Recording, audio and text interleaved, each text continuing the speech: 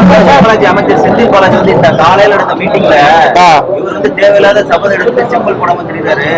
திராவிட மண்டல இனிமே செப்பலே போட முடியாது அப்படின்னு பேசியிருக்காரு. சரிண்ணே, பாத்துருவனே.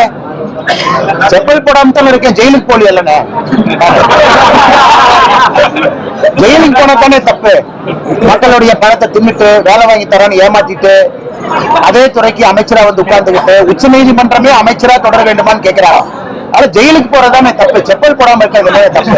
2026 நீங்க பாருங்க என்ன நடக்க போகுதுன்னு. தமிழகத்துல மக்கள் தெளிவாக இருக்கின்றாங்க. திராவிட முன்னேற்ற கழகத்துக்கு முடிவுரை எழுதிட்டாங்க. அதனாலதான் முதலமைச்சர் அவர்கள் எதுவுமே செய்யாம ரிவ்யூ மீட்டிங்கா வைக்கிறது இல்ல. மேடையை போட்டு பிரதமரை திட்டுறதுதான் மீட்டிங்.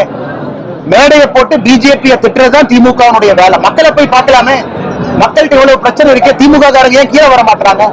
மேடையை போட்டு பாரதிய ஜனதா கட்சியை திட்டுவது மட்டுமே முழு நேர வேலையா திமுக வச்சிருக்கிறாங்க.